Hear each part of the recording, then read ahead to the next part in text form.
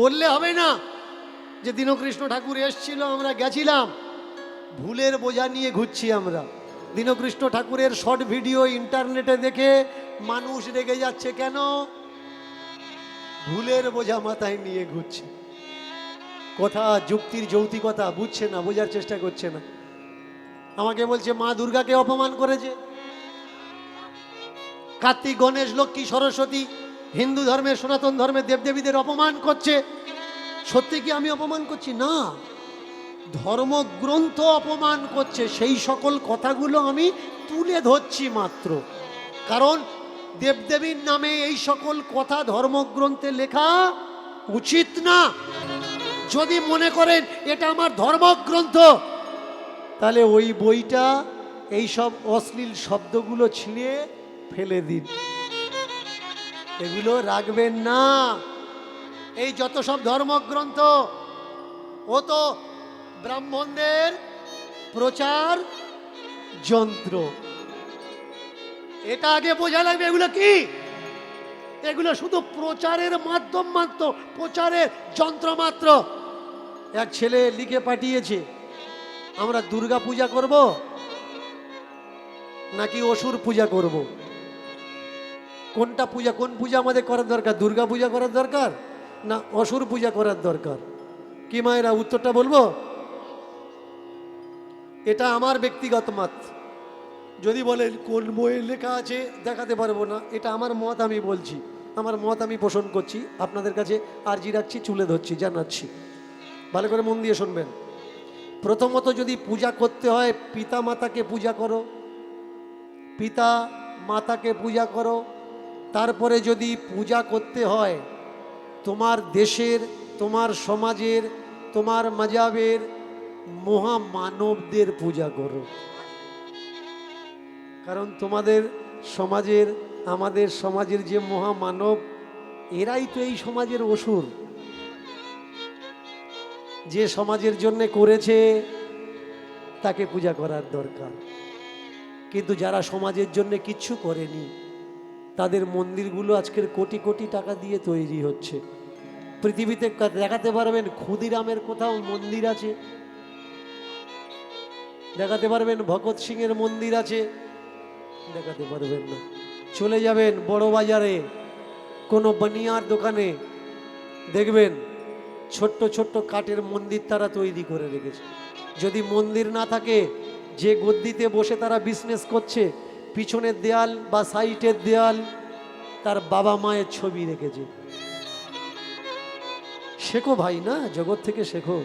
যারা আজকের এই সমাজে বড় হয়েছে তাদের থেকে শেখার দরকার। তো তারা কাকে আগে পূজা করছে? তারা দেবদেবী রেখেছে। দেবদেবী রাখার সঙ্গে সঙ্গেও তার সঙ্গে কাকে রেখেছে? বাবা মাকে রেখেছে।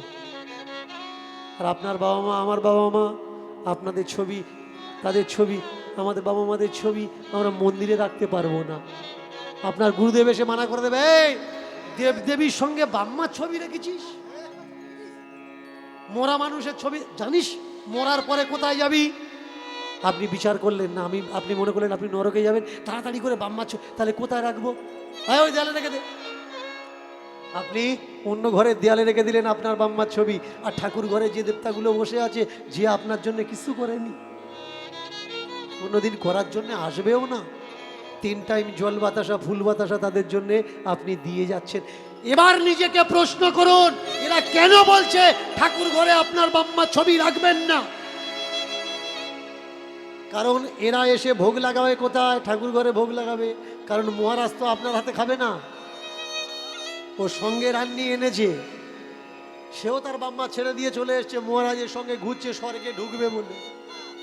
মহারাজের পুরো বডি ঢুকেছে, মহারাজ ঢুকে গেলে ওর পেছনে পেছনে আমি স্বর্গে ঢুকবো। মহারাজের ঝুলি বইছে। এবার দেখুন হলো কি, রান্নি আলাদা। এবার রান্না করে মহারাজ ইশারা করছে, ঠাকুর ঘরে তুলে দে, আগে গোবিন্দের ভোগ লাগুক। তুলে দিলে আগে গোবিন্দের। কেন? এটা একটা সিস্টেম। বলো তো ভাই, ওই মহারাজকে দিয়ে তোমার শেখার দরকার। সে যদি তার ভগবানকে সমস্ত রান্না করে যতবার খাচ্ছে ততবার গোবিন্দ চরণে অর্পণ করতে পারে, তোমার বাবা মা তোমার জন্য কিচ্ছু করেনি? তোমার বাবা মার মরা ছবির সামনে কবে এক গ্লাস জল দিয়েছো মনে আছে কি? নিজেকে কোশ্চেন করো। তোমার বাবা মার মরা ছবির সামনে কবে ফুল বাতাসা দিয়েছো নিজেকে প্রশ্ন করো। এদের থেকে শেখার দরকার ভাই। এরা যদি ওদের ভগবানকে দিতে পারে, আমরা কেন দিতে পারি না? এবার ভোগ লাগালে ভগবান খাবে, আর তোমার বাম্মার ছবি যদি ওতে থাকে তাহলে ওরাও তো এটো করবে। এর জন্য ভগবানের উচ্ছিষ্ট ওরা খেতে পারবে, কিন্তু তোমার বাম্মার উচ্ছিষ্ট ওরা খেতে পারবে না। শুধু তাই নয়, ওরা প্রথমে এসে তো আগে গোবিন্দ মন্দিরে ঢুকবে, ভগবানের মন্দিরে ঢুকবে, এসে লম্বা হয়ে সামান্য একটু কাত হয়ে ষষ্ঠাঙ্গে একেবারে অষ্টাঙ্গে দ্বাদশ অঙ্গে প্রণাম করবে। বলুন তো, যারা ভগবানের কাছে প্রণাম করছে লম্বা হয়ে, ওখানে যদি আপনার বাম্মার ছবিটা থাকে তাহলে আপনার বাম্মাও তো ওই মহারাজের প্রণাম পাচ্ছে। এর জন্যে ওরা বলে দিল ঠাকুর ঘরে মরা বাম্মার ছবিটা রাখবেন না। চমৎকার বিষয়। কাকে পূজা করবেন? এই দেশের মহামানবদের পূজা করবেন। সামনে আসছে সরস্বতী পূজা, মহাভারত খুলে দেখে নেবেন। সরস্বতী একটা স্রোতের নাম, খুলে নেবেন, দেখে নেবেন শাস্ত্র গ্রন্থ। সরস্বতী কোনো দেবী নয়, কোনো মূর্তি নয়। সরস্বতী জল, একটা নদীর নাম, যে অমৃতসর আম্বালা, পাঞ্জাবের আম্বালা পর্যন্ত এসে বিলুপ্ত হয়ে গেছে। সরস্বতী একটা স্রোত মাত্র, কোনো দেবী নয়। আগামীতে আসছে সরস্বতী পূজা, সরস্বতী পূজা করবেন। কিন্তু জ্যোতিবা ফুলে, সাবিত্রীবাই ফুলে কখনো নাম শুনেছেন?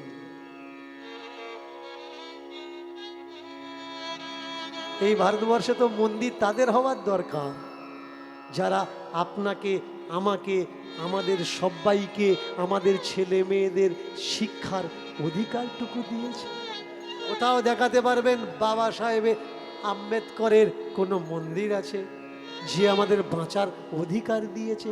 আজকের এই যে রাত্রিতে দাঁড়িয়ে কথা বলছি, কথা বলার অধিকারটুকু আমাদেরকে ছিল না, কেড়ে নিয়েছিল আপনাদের এরিয়ার ছেলে প্রশান্ত। মোবাইল ফোন বাড়িতে এসে কেড়ে নিয়ে গেল, আজকে তার জামিন হয়েছে। কুয়াশ করে প্রশান্ত বলেছে যে দাদা আমরা ছাড়বো না, ছাড়া উচিত না। যদি কেউ মিথ্যে এফআইআর করে আপনার মুখ বন্ধ করার চেষ্টা করে তো আপনার রুখে দাঁড়ানোর দরকার। কনস্টিটিউশন আপনাকে সেই অধিকার দেয় আপনাকে প্রমাণ করার যে আপনি দোষী নয়। তাহলে আজকে স্বাধীনতা কেড়ে নিচ্ছে কেন? কারণ প্রশান্ত সত্য তথ্যগুলো, প্রশান্ত যেসব কথাগুলো বলছে ও নিজের কথা তো নয়, ধর্মগ্রন্থে লেখা আছে, খুলে খুলে দেখে বলে দিচ্ছে। এটাই তো ওদের রাগ। বলছে কেন? আমাদের পর্দা ফাঁস হয়ে যাচ্ছে। প্রশান্ত যে লড়ছে, কাদের জন্যে লড়ছে? এই সমাজের জন্যে আওয়াজ উঠিয়েছে। কিন্তু কষ্ট কোন জায়গায় লাগে জানেন? এইসব প্রশান্তর মতো ছেলে মেয়েরা, যারা আমার সমাজের ভাই বোনরা, আমাদের সমাজের বাচ্চারা সত্যের জন্যে লড়ছে, সমাজের জন্যে যুদ্ধ করছে, তাদের ভিডিওর নিচে গিয়ে কেউ কোনোদিন কমেন্ট করে না, একবারও বলে না যে ভাই আমরা তোমার সঙ্গে আছি, প্রয়োজন হলে মাটিতেও তোমার পাশে দাঁড়াবো। যেখানে বলবে সেখানে চলে আসব। প্রশান্তকে কেউ কমেন্ট করে গালাগালি করছে, রিপ্লাইতে তাকে কেউ বলছে না যে ভাই গালাগালিটা কেন করছো। কমেন্টগুলো পড়ছে আর প্রশান্তর গ্রামের মানুষ বলছে দেখেছিস নিশ্চয়ই তো কোনো খারাপ কাজ করেছে, না হলে এরকম হবে কেন? তুমি করতে পারবে না ভাই। যে করে দেখালো তার পাশে না দাঁড়িয়ে অথচ তার মনোবলকে তুমি দুর্বল করে দিচ্ছ। আমাদের স্কুলে আগে কোনটা পড়ানোর দরকার? আমাদের সরকারের কাছে আবেদন করার দরকার যে 7-8 থেকে আমাদের সংবিধান আমাদের স্কুলের সিলেবাস হোক। তবে একটা সাধারণ মানুষ সে বুঝতে পারবে তার বলার অধিকার কতটা, সংবিধান তার জন্য কি দিয়ে রেখেছে। এই সংবিধান যতক্ষণ স্কুল কলেজের সিলেবাসে না আসবে, আমরা কেউ জানতে পারবো না যে আমাদের কতটুকু অধিকার। ছোট্ট ছেলেটা ঘর ছেড়ে ঈশ্বর পাওয়ার জন্য বেরিয়ে এসে গেল। কত ঝোলাধারী, মালাধারী, তিলকধারী রাস্তায় খুঁজে পেল। কত পাগল, কত গোসাই, কত ফকির সঙ্গ সে করল। বহু বছর কেটে গেল রাস্তায় ঘুরতে ঘুরতে। একদিন বসে আছে চোখ বন্ধ করে হিমালয়ের গুফার ভিতরে। এক ফকির পাগল সেখানে দাঁড়িয়ে, এ খোকা, খালি গায়ে কেন গুফার ভিতরে এত ঠান্ডা? চোখ বন্ধ করে খুঁজছিস তুই কাকে? চোখ মেলে বলে, আমি ঈশ্বর খুঁজছি, পরম পিতা খুঁজছি, পরমেশ্বর খুঁজছি, যে এই সৃষ্টিকে রচনা করেছে। পাগল বলে ওঠে, ও যোগী, ও যোগী, কেন বসে আছো নয়ন মুদে? ও যোগী, ও যোগী, কেন বসে আছো নয়ন মুদে? ও যোগী, ও যোগী, কেন বসে আছো নয়ন মুদে? ও যোগী, ও যোগী, কেন বসে আছো নয়ন মুদে? ও যোগী, ও যোগী, কেন বসে আছো নয়ন মুদে? কাকে খুঁজিছ নাকি অন্ধকার দেখিছ? কাকে খুঁজিছ নাকি অন্ধকার দেখিছ? তুমি কাকে খুঁজিছ নাকি অন্ধকার দেখিছ? তুমি তাকে খুঁজিছ নাকি অন্ধকার দেখিছ? নাকি ভালো লাগে না এই সুন্দর পৃথিবীতে? ও যোগী, ও যোগী, কেন বসে আছো নয়ন মুদে? ও যোগী, ও যোগী, কেন বসে আছো নয়ন মুদে?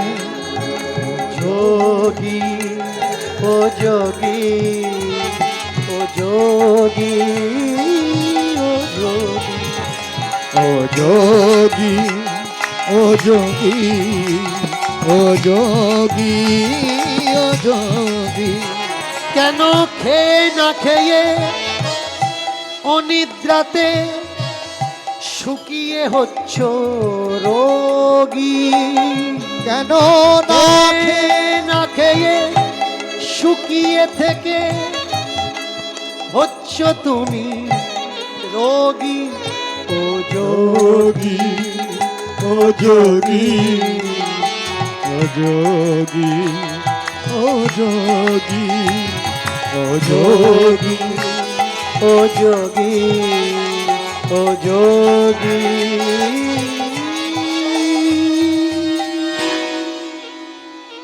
ও যোগী। পাগলের কথায় দিমাগ সাড়া দিয়ে দিল। কে কে কে তুমি? কি বললে কথাগুলো আর একবার বলো। এই যে আমি বলছিলাম চোখ বন্ধ করে হিমালয়ের গুফাতে খালি গায়ে কেন বসে আছো? খেয়ে না খেয়ে অনিদ্রায় অনাহারে শরীরকে রোগী কেন তৈরি করছো? চোখ বন্ধ করে কাকে খুঁজছো? এই সুন্দর পৃথিবী কি দেখার ইচ্ছা নেই, নাকি অন্ধকার তুমি দেখতে ভালোবাসো? তাই তো ছোট্টবেলায় বাড়ি ছেড়েছিলাম। বাড়ি ছাড়ার আগের দিন এক জায়গায় ধর্মকথা শুনতে গেছিলাম। ধর্মকথা শুনতে গিয়ে আমার বুদ্ধিতে আঘাত পেলাম। জন্মদাতা পিতামাতা নাকি আসল পিতামাতা নয়, আর একটা পিতামাতা আছে, সেই নাকি আসল পিতামাতা হয়, যার নাম পরমেশ্বর, অনেকে ভগবান তাকে কয়। সেই পিতামাতাকে দেখার জন্যে নিজের মা ছেড়ে হিমালয়ে আশ্রয় নিলাম। মূর্খ কোথাকার, ভগবান কি দেখা যায় রে? শক্তিকে অনুভব করতে হয়, দেখার চেষ্টার কোনো প্রয়োজন নেই। তোমার বিচারে যদি তুমি মনে করো ঈশ্বর বা ভগবান, যে ধর্মগ্রন্থ থেকে জেনেছো ঈশ্বর আছে বা ভগবান আছে, সেই ধর্মগ্রন্থ পড়ে আবার দেখো যে সে কোন জায়গায় নেই। সর্বত্র বিরাজমান অশ্বতস্য ভগবান, ভগবান সর্বত্র বিরাজ করছেন। তিনি আছেন অনলে অনিলে চির অভনীলে, আছে জলদের গায়ে, আছে বিটুপি লতায়। কোন জায়গায় তিনি নেই? তিনি মাটিতে আছেন, তিনি গহ্বরে আছেন, তিনি বাতাসে আছেন, তিনি শূন্যে আছেন। তুমি যেখানে আছো সেখানেও আছে, তুমি যেখানে নেই তিনি সেখানে আছে। যেখানে আলো আছে সেখানেও তিনি আছে, যেখানে আলোর প্রবেশিকাও নেই সেখানেও তিনি আছে। তিনি সর্বত্র বিরাজমান। প্রকৃতিস্থ প্রকৃতি শক্তি উদ্ভবঃ। প্রকৃতির শক্তি হচ্ছে সর্বশ্রেষ্ঠ শক্তি। প্রকৃতির শক্তির আগে আর অন্য কোনো শক্তি নেই। আর যদি বলতে হয় আপন কে, আপন তোর পিতামাতা ভাই, জন্মদাতা जन्मदायिनी। घूम रहे थे अकेला हिमालय के गुफा में, आज आके एक पागल रूपी गुरु मिला, जिसका वाणी सुनकर खुद का हिमाग आज हिला डाला। क्या कह रहे हो? बाप और माँ सबसे बड़ा आपन। हाँ भैया, जो तुम्हें जन्म दिया है, जो तुम्हें गर्भ पे रखे हैं, जो कष्ट सहे हैं, वही तुम्हारा सबसे बड़ा आपन है। इस पृथ्वी में तुम्हारे लिए कोई रोए या ना रोए, तुम्हारे बाप माँ हाजिर हैं। इस पृथ्वी में तुम्हारे पास दुख के समय कोई रहे या ना रहे, तुम्हारे बाप माँ खड़ा है हर समय हर पल तुम्हारे पास रहने के लिए। इस पृथ्वी में जिस समय मुसीबत आएगा तुम्हारे जीवन में, कोई तुम्हारा हाथ पकड़े या ना पकड़े, तुम्हारे बाप माँ तो है ही है तुम्हारे हाथ पकड़ने के लिए। भाई कहाँ भागे जा रहे हो, कहाँ ढूंढ रहे हो ईश्वर, कहाँ ढूंढ रहे हो भगवान? बाहर भगवान नहीं है, भगवान हर जगह है। भगवान हिमालय पे है, संसार में भी है। अगर भगवान संसार में है तो ढूंढने के लिए संसार छोड़ के हम हिमालय पे क्यों जाए भाई? ढूंढना है तो संसार बैठ के ढूंढता रहो। भगवान यहाँ है, कहाँ नहीं है, वो हर जगह है, हर जहाँ पे है, हर जगह हर जहाँ पे वो है। तुम घर पे चले जाओ भाई, न जाने तुम्हें छोड़कर तुम कितना सुंदर हो, कितना मीठा बोलते हो और देखने में भी कितना सुंदर हो, न जाने तुम्हें छोड़कर तुम्हारा जो माँ है कितना रोती होगी। चले जाओ भाई, घर चले जाओ। যেই বলেছে তুমি কত সুন্দর দেখতে, তোমার জন্য তোমার মা কত কাঁদছে। প্রত্যেকের বাইরে বেরোনোর দরকার, ঘর ছাড়ার দরকার। যে ছেলেটা বাড়িতে লবণ না নিয়ে ভাত খায় না, বাবা মা লবণ দিলে তবে ভাত খায়, লবণের কৌটোটা ডিব্বাটাও নিয়ে খায় না, অর্ডার করে মায়ের উপরে, ওমা লবণ দাও, ওমা ঝাল এত বেশি হয়েছে কেন, ওমা সবজি এরকম হয়েছে কেন। সেই ছেলেটা যেদিন বাড়ি ছাড়বে, লবণ তো দূরের কথা, যেদিন ক্ষুধার চোটে তার নাড়ি জ্বলবে, খাবার পাবে না, সেই দিন সে বুঝবে জীবনে তার মার কত বড় প্রয়োজন। ঠিক বলেছি। अब तो झोला फेंक दिया जोगी बना था वो सारे खोल दिया। चलते चलते आप चल पड़े घर के ओ घर। घर कहाँ पे है? ऊपर घर नहीं है। घर में तो भगवान हम सभी को भेज दिया, यह है तुम्हारा घर। पर इस जग में आके, संसार में, घर में आके कुछ बुद्धि सोचते हैं कि ये हमारा घर नहीं, वो हमारा घर है। अगर वो हमारा घर होता तो हम यहाँ आए किस लिए हैं? आगे বোঝা লাগে। আমরা এখানে এসেছি কেন? কর্ম করার জন্য, কাজ করার জন্য, জ্ঞান অর্জন করার জন্য। আমরা যদি আপনজনগুলো মায়ার আপনজন হবে, তাহলে ভগবান আমাদের আপন দিয়েছেন কেন? ঈশ্বর পরবর্তীকার মালিক খুদা রব আমাদের আপন দিয়েছে কেন? কারণ এই পৃথিবীতে এসে যাতে আমাদের একা থাকতে না হয়, তাই আমাদের ভাই দিয়েছে, দাদা দিয়েছে, কাকা দিয়েছে, জ্যাঠামশাই দিয়েছে, ভগ্নী দিয়েছে, মা দিয়েছে, বাবা দিয়েছে। কেন? এই বিশ্ব সংসারে যাতে আমরা একা না হয়ে যাই। এই বাবা মা আত্মীয় পাওয়ার পরেও যারা আমরা এদেরকে ছেড়ে দিয়ে একা হয়ে হিমালয়ে চলে যাচ্ছি, ঈশ্বরও তাদের কোনোদিন ক্ষমা করবে না। ঈশ্বর বলবে,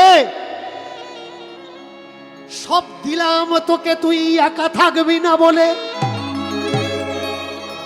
সেই আমার দেওয়া বাবা মা, আমার দেওয়া ভাই বোন, আমার দেওয়া আত্মীয় পরিজন ত্যাগ দিয়ে তুই একা চলে আসলি। তোকে আমি একা করে দিলাম রে ভাই, একা করে দিলাম, একা করে দিলাম রে ভাই, একা করে দিলাম, একা করে দিলাম ভাই রে, একা করে দিলাম, একা করে দিলাম ভাই রে, একা করে দিলাম। একা কেউ হইও না, একা কেউ হইও না, একা কেউ হইও না, একা কেউ হইও না। সাধু হওয়ার তরে ভাই ঘর কেউ ছেড়ো না, সাধু হওয়ার তরে ভাই ঘরে কেউ ছেড়ো না, সাধু হওয়ার তরে ভাই ঘর কেউ ছেড়ো না, সাধু হওয়ার তরে ভাই ঘরে কেউ ছেড়ো না, তিলক কাটার তরে ভাই ঘর কেউ ছেড়ো না, তিলক কাটার তরে ভাই ঘরে কেউ ছেড়ো না, মালা নেওয়ার তরে ভাই ঘর কেউ ছেড়ো না, মালা নেওয়ার তরে ভাই ঘরে কেউ ছেড়ো না। সাধু হও, সাধু হও, সাধু হও। সাধু হওয়া ভালো রে ভাই, সাধু হওয়া ভালো। সাধু সাজা ভালো নয়, সাজা ভালো নয়, সাধু সাজা ভালো নয়, সাজা ভালো নয়, সাধু সাজা ভালো নয়, সাজা ভালো নয়। আর সাধু সাজা ভালো নয়, সাজা ভালো নয়। সাধু হও, সাধু হও, জীবনে শান্তি পাবে।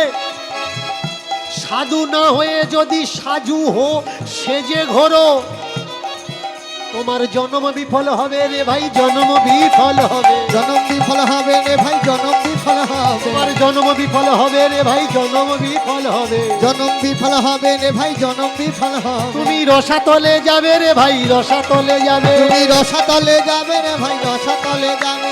জীবন দুঃখে ভরবে রে ভাই, জীবন দুঃখে ভরবে, জীবন দুঃখে ভরবে রে ভাই, জীবন দুঃখে ভরবে।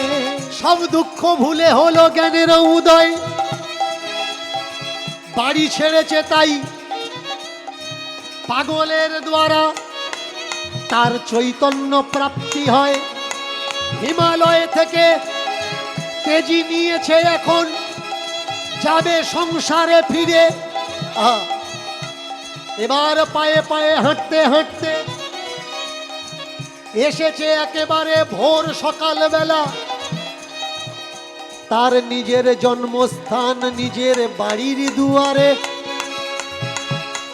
বাইরের থেকে ডাক দেয়, বহির দরজাখানা বন্ধ। কে আছো বাড়িতে, কেউ আছো কিনা? কি গো, বাড়িতে কেউ আছো? জেগে বসেছিল মা এত বছর ধরে, মায়ের বিশ্বাস, বিশ্বাসে মিলায় বস্তু তর্কে বহুদূর।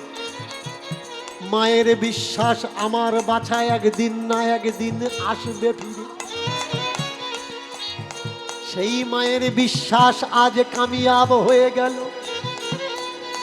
ভোরের বেলা ঘুম ভেঙেছিল মা, মা চিন্তা করছিল আমার ছেলে কবে ফিরে আসবে। যেন কোন চেনা কণ্ঠস্বর ওই আধা সকাল বেলা পূবের আকাশে সবে মাত্র প্রকাশ ঘটেছে। চেনা কণ্ঠস্বর মায়ের কানে বেজে উঠেছে, কেউ আছো কিনা?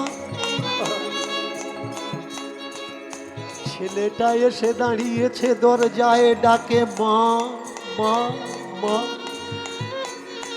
দরজা খুলে ছুটে এসে দেখে এ কোন যোগী দাঁড়িয়ে আছে তার আঙিনায়। কে বাবা তুই? কোন আশ্রম থেকে আসছিস? মাগো আমি কোনো বাবাজি না, আমি কোনো বাবাজি না, আমি আশ্রম থেকে আসছি না মা, আমি আশ্রমে এসেছি। এটাই আমার আশ্রম, এটাই আমার আশ্রম। কে কে তুই? ও মা তুমি আমার চিনতে পারছো না, আমি ধর্ম। মা বলে সুরুচি বলে, ধর্মে থেকে সুরুচি যদি আলাদা হয়ে যায় সেই ধর্মকে আর চেনা যায় না। সেই ধর্মের ভিতরে কুরুচি এসে যায়, কুমন্তব্য, কুসিদ্ধান্ত এসে যায়। তাই আমায় তুমি চিনতে পারছো না মা, আমি সুরুচি ছাড়া ধর্ম। ছেলেকে বহুদিন পরে দেখে মা কি আর থাকতে পারে। দুহাত বাড়িয়ে ডাকে আয় না বাছা, ফিরে আমার বুকে। ওগো মা কত ব্যথা দিয়েছি তোমার ওই প্রেম ভরা বুকে। ছুটে গিয়ে আমি তোমার পা দুখানা ছুঁইব, কোন লজ্জায় কোন মুখে। তুমি আমার ক্ষমা করো মা, আমায় আমায় আমায় ক্ষমা কর বাছারে।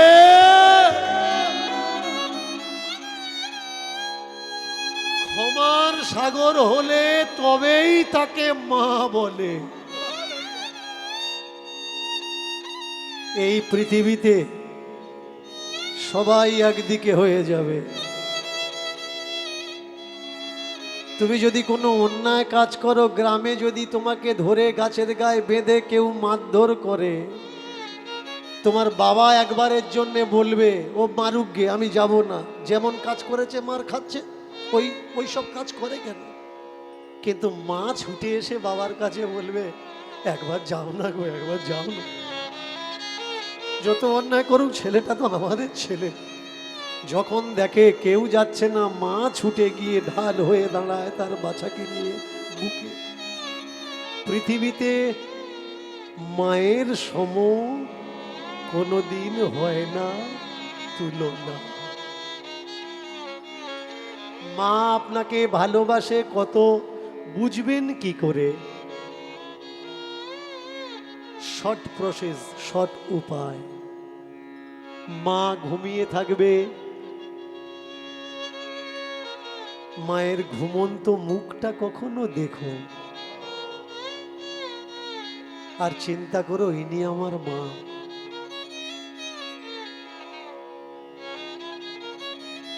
তাহলে বুঝতে পারবে মা তোমার জন্য কি কি কি না করতে পারে। ভাই, আমাদের কপালে কষ্ট কেন আসে? চিনি না, আমরা আপনজন চিনি না। আমাদের এই জগতে বিশ্ব সংসারে ভগবান আমাদের কাছে কে? বাবা মা। কখনো দেখবেন না আপনি অন্যায় করছেন আর আপনার মা ভগবানের কাছে প্রার্থনা করছে আমার ছেলের ক্ষতি হোক। যেসব ছেলেমেয়েরা বাবা মাকে ভাত দেয় না, দেখে না, খেতে দেয় না, মা পারলে অভিশাপ দিতে পারে, কিন্তু সেই মাকে জিজ্ঞাসা করবেন যে মা ছেলে মেয়ের কাছ থেকে ভাত পাচ্ছে না, সে মন্দিরে গিয়ে কখনো প্রার্থনা করে না ঠাকুর ওর ক্ষতি করো? সে হয়তো মুখে বলে, রাগের মাথায় অনেক কিছু বলে, কিন্তু সত্যি সত্যি যেদিন মন্দিরে ঢোকে ঠাকুরের কাছে প্রার্থনা করে বলে ঠাকুর আমার ছেলের ভালো না, মঙ্গল কর, আমার ছেলের কল্যাণ কর। মুখ আর একটা আকার, একটা শব্দ আর একটা মাত্রা, এর গেহেরাই, এর গভীরতা অনেক ভাই মিটার দিয়ে মাপা যায়। যেমন ভগবানকে অনুভব করতে হয় অনুভূতি দ্বারা, তেমনি মাকে, মায়ের প্রেমকে, ভালোবাসাকে অনুভব করতে হয়, অনুভবে মাকে পাওয়া যায়। ও মা, কোন সাহসে আমি তোমার পায়ে হাত দেব মা? মা বললে বাবা তুই যদি আমার কাছে না আসতে পারিস আমি তো তোর কাছে যেতে পারি না। মা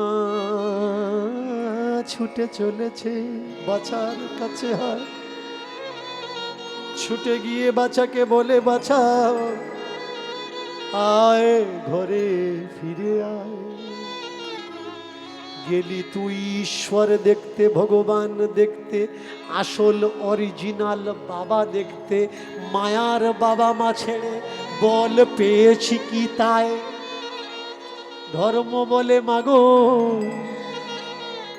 তুমি হলে আমার আসল মা, আর মা পৃথিবীতে না।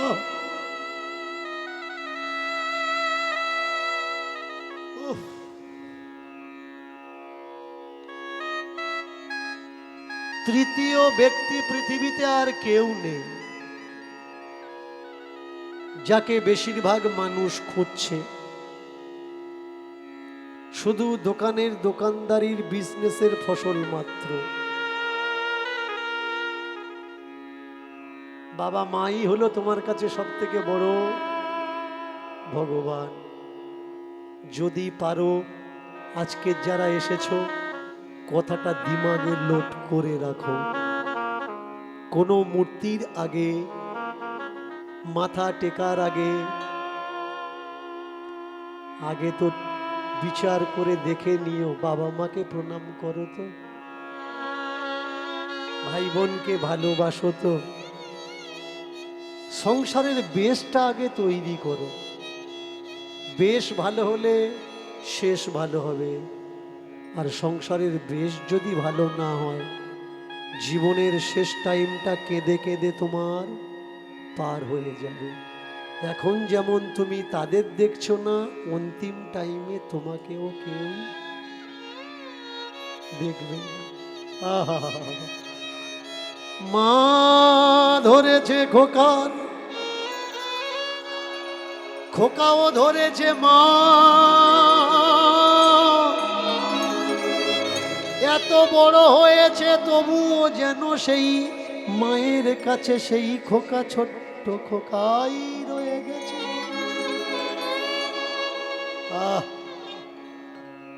মান্নার একটা গান আছে, কে বলে সব গান সব জায়গায় গাওয়া যায় না? প্রত্যেক গানই গাওয়া যায় যদি সেই পরিবেশটা তৈরি হয়। এক লাইন কেমন, এই কীর্তনের অন্তিম লাইনে এসে একটা লাইন,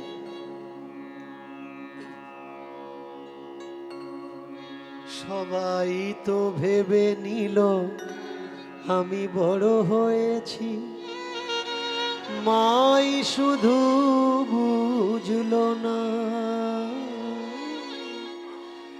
মাই শুধু বুঝলো না।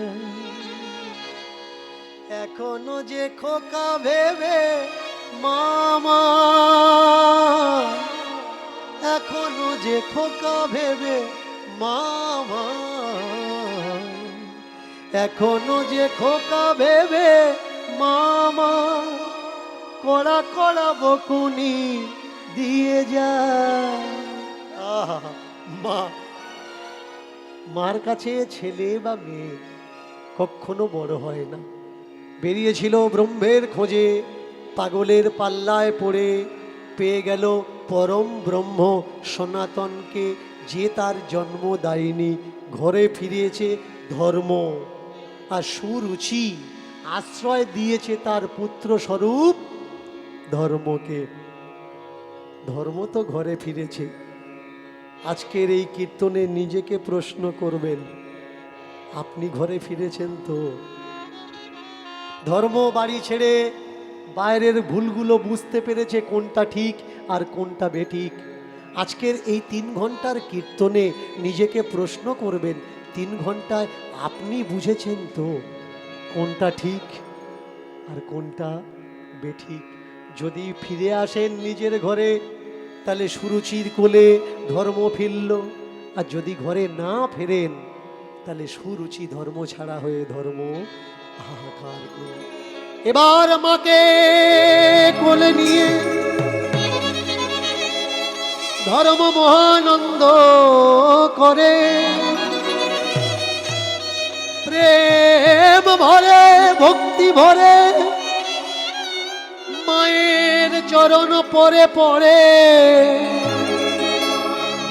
প্রেম সে এবার মিলন হলো, মিলন হলো, মিলন হলো, মিলন হলো, এবার মিলন হলো, মিলন হলো, এবার মিলন হলো, মিলন হলো, সুরুচি ধর্মের মিলন হলো, মিলন হলো, সুরুচি ধর্মের মিলন হলো, মিলন হলো, সুরুচি ধর্মের মিলন হলো, মিলন হলো, সুরুচি ধর্মের মিলন হলো, মিলন হলো, ধর্ম ধর্মের মিলন হলো, মিলন হলো, ধর্ম ধর্মের